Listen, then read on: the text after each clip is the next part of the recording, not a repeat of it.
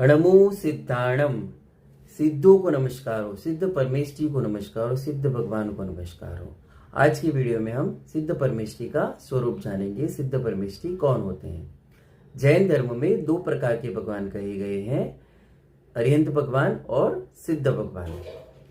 इस संसार में अनंत जीव हैं जो अनादिकाल से 4 गतियों की 84 लाख योनियों में जन्म मरण करते हुए भटक रहे हैं और दुख सहन कर रहे हैं। इस संसार में कहीं भी सुख नहीं है, दुख ही दुख है। और जो थोड़ा बहुत सुख नजर आता है वह भी आभासी सुख है, शाश्वत नहीं है, परमानेंट नहीं है, आकुलता से सहित है, तो उसे आभासी सुख ही कहा जाएगा। तो इस संसार का हर प्राणी सुख चाहता है और दुख से डरता है। और ये दुख किस कारण से आते हैं? कर्मों के कारण, स्वयं के किए हुए कर्मों के कारण। प्रत्येक जीव खुद के ही कर्मों के कारण दुखी है। और ये कर्म 8 प्रकार के हैं, ज्ञानावर्णीय, दर्शनावर्णीय, मोहनीय, अंतराय, आयु, नाम, गोत्र और वेदनीय। प्रत्येक जीव प्रतिक्षण इन कर्मों को बांधता रहता है और प्रतिक्षण इन कर्मों के उदय में आने से जीव को दुख की प्राप्ति होती है या थोड़े बहुत सुख की प्राप्ति होती है। तो अभी प्रश्न आता है कि इन दुखों से छूटने का उपाय क्या है और ऐसा सुख कहाँ पे है जो शाश्वत सुख हो, जो परमानेंट हो। केवली भगवंतों ने कहा है कि मोक्ष में शाश्वत सुख है, अनंत सुख है।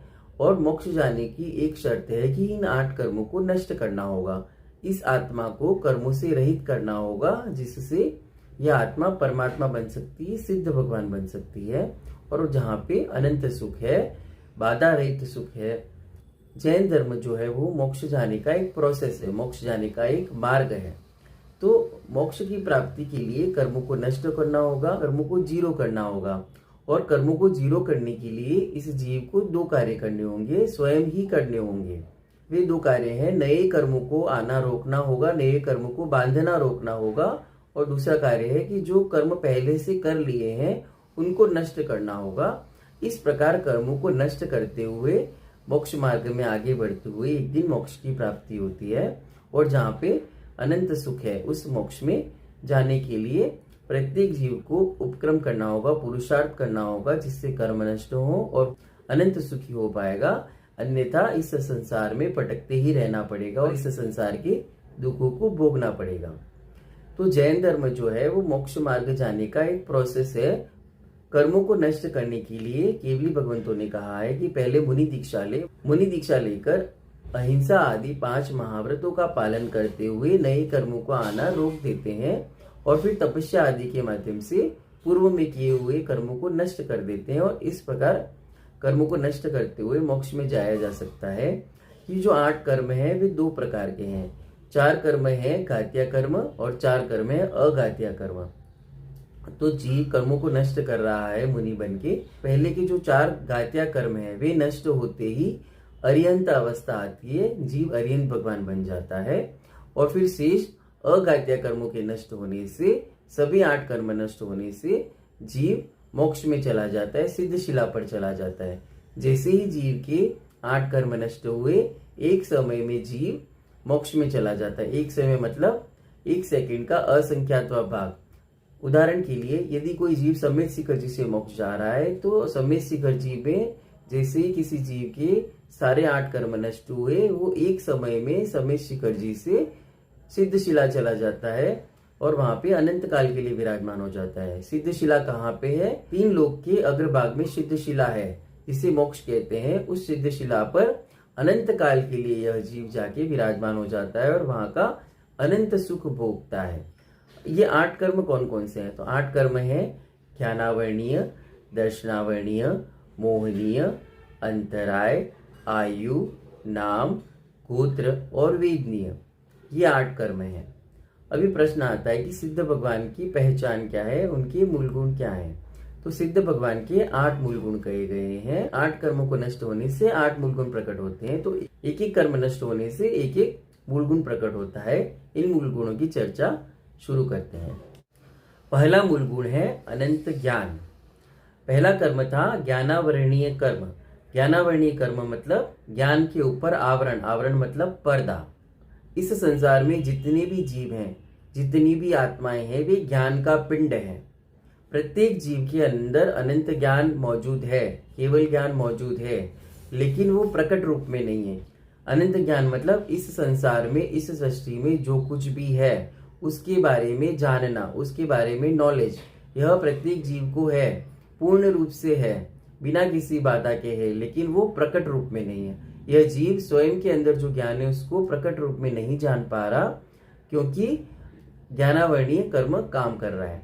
तो ज्ञानावर्णीय कर्म यदि नष्ट होगा तो उस जीव के अनंत ज्ञान प्रकट हो जाएगा, और फिर उनके लिए ऐसा कोई भी विषय नहीं होगा इस संसार का जो उन्हें ज्ञात ना हो, उनका जानना कुछ शेष नहीं हो। इस संसार में जो कुछ भी है वो उनको मालूम होगा, उनको पता होगा। अनंत ज्ञान प्रकट होने से इस संसार में जो कुछ भी है वह एक साथ जाने जाते हैं, एक साथ जानते हैं। यह अनंत ज्ञान नाम का सिद्ध परमेष्ठी का पहला गुण है। सिद्ध भगवान का दूसरा मूल गुण है अनंत दर्शन। दूसरा कर्म था दर्शनावर्णीय कर्म। दर्शन मतलब देखना, आवरण मतलब पर्दा। तो देखने के ऊपर पर्दा पड़ गया। तो ये जो हमारी आत्मा है उसमें इस संसार को एक साथ देखने की, एक साथ युगपद देखने की शक्ति है। इस संसार में जो कुछ भी है वह यह आत्मा एक साथ देख सकती है, ऐसी शक्ति है इस आत्मा के अंदर, लेकिन नहीं देख पाती। जैसे हम दीवार के उस पार नहीं देख पाते, ज्यादा से ज्यादा 2 से 3 किलोमीटर के आगे नहीं देख पाते। यह सब क्यों होता है? क्योंकि दर्शनावर्णीय कर्म काम कर रहा है। तो जैसे ही दर्शनावर्णीय कर्म नष्ट होगा, इस आत्मा में अनंत दर्शन नाम का गुण प्रकट होगा। तो अनंत दर्शन होने से इस संसार में जो कुछ भी है, जो कुछ भी हो रहा है, वह यह आत्मा एक साथ देख सकती है, युगपद देख सकती है। ऐसा नहीं कि एक पार्ट देख रही है दूसरा पार्ट नहीं देखेगा, वैसा नहीं, सब कुछ एक साथ देख सकती है। उसे सिद्ध भगवान का अनंत दर्शन नाम का मूल गुण कहते हैं। सिद्ध भगवान का तीसरा मूल गुण है क्षायिक सम्यक्त्व। मोहनी कर्म के नष्ट हो जाने से क्षायिक सम्यक्त्व प्रकट होता है। मोहनी कर्म नष्ट हो गया, मोहनी कर्म के कारण ही यह जीव संसार के दुख भोग रहा था। तो मोहनी कर्म नष्ट हो गया तो अभी किसी प्रकार का दुख नहीं रहा, और जो सम्यक्त्व है वह उत्कृष्ट सम्यक्त्व, यह जीव उत्कृष्ट सम्यक्त्व का धारी हो जाता है, जिसे क्षायिक सम्यक्त्व नाम का मूल गुण कहते हैं सिद्ध भगवान का। सिद्ध भगवान का चौथा मूल गुण है अनंत वीर्य या अनंत बल। अंतराय कर्म नष्ट हो गया। अंतराय कर्म के कारण ही जीवन में रुकावटें, बाधाएं आती हैं, तो वे रुकावटें नष्ट हो गई, जिससे अनंत बल प्रकट हो गया, अनंत वीर्य प्रकट हो गया। तो जो अनंत ज्ञान, अनंत दर्शन है, मतलब अनंत रूप से ज्ञान को जानना और अनंत रूप से देखना, ये जो शक्तियां हैं वह अनंत वीर्य नाम के, अनंत बल नाम के मूल गुण के कारण होती है। तो यह सिद्ध भगवान का अनंत वीर्य नाम का मूल गुण है। सिद्ध भगवान का पांचवा मूल गुण है अवगाहनत्व। आयु कर्म नष्ट हो जाने से सिद्ध भगवान की आयु शेष नहीं रही। तो आयु कर्म नष्ट हो जाने से अवगाहनत्व नाम का मूल गुण प्रकट होता है। अवगाहनत्व मतलब एक जीव के अंदर अनेक जीव रह सकते हैं। सिद्ध भगवान एक दूसरे को बाधा नहीं पहुंचाते, वे एक के अंदर दूसरा रह सकता है, क्योंकि शरीर नहीं है। सिद्ध भगवान शरीर से रहित है। तो आत्मा जो है वो एक आत्मा दूसरी आत्मा के अंदर रह सकती है, दूसरी तीसरी के अंदर रह सकती है, एक आत्मा के अंदर लाखों दूसरी आत्माएं भी रह सकती हैं। इसे अवगाहनत्व नाम का सिद्ध भगवान का मूल गुण कहते हैं। तो जितने भी सिद्ध भगवान है वे एक ही स्थान में एक दूसरे के अंदर रह सकते हैं। यह उनका अवगाहनत्व नाम का मूल गुण है। सिद्ध परमेष्ठी का छठा मूल गुण है सूक्ष्मत्व। नाम कर्म के नष्ट हो जाने से सूक्ष्मत्व नाम का मूल गुण प्रकट होता है। नाम कर्म की वजह से इंद्रिया होती है, 5 प्रकार की इंद्रिया होती है। तो नाम कर्म नहीं रहा तो इंद्रिया भी नहीं रही। तो इंद्रियों के नहीं रहने से इंद्रिय गम में स्थूलता नष्ट हो जाती है, जिसे सूक्ष्मत्व कहते हैं। सिद्ध परमेष्ठी का 7वां मूल गुण है अगुरु लघुत्व। गोत्र कर्म के नष्ट हो जाने से अगुरु लघुत्व नाम का मूल गुण प्रकट होता है। गोत्र कर्म के कारण ही ऊंच नीच का भेद होता है। तो सिद्धों में ऊंच नीच का भेद नहीं होता। अगुरु लघुत्व के कारण जितने भी सिद्ध हैं वे एक समान होते हैं, उसमें कोई बड़ा नहीं कोई छोटा नहीं। जैसे 1 रुपए के अंदर 100 पैसे होते हैं, तो 100 के 100 पैसे एक समान होते हैं, कोई बड़ा छोटा नहीं होता। इसी प्रकार सिद्ध शिला पर जितने भी अनंतानंत सिद्ध विराजमान हैं वे एक समान हैं। उनमें कोई बड़ा कोई छोटा नहीं, कोई पहले आया कोई बाद में आया, तो पहले आया उसको बड़ा को, बाद में आए वो छोटा को, ऐसा वहां पे कुछ भी नहीं है। वे सभी एक समान है अगुरु लघुत्व मूल गुण के कारण। सिद्ध परमेष्ठी का अंतिम और 8वां मूल गुण है अव्याबादत्व। वेदनीय कर्म के नष्ट हो जाने से अव्याबादत्व नाम का मूल गुण प्रकट होता है। अव्याबादत्व मतलब बाधा से रहित, ऐसा सुख जो बाधा से रहित हो, जिसमें कोई इफ एंड बट नहीं हो, ऐसे अनंत सुख की प्राप्ति सिद्ध भगवान को होती है अव्याबादत्व नाम के मूल गुण के कारण, जिससे वे अनंत सुखी हो जाते हैं।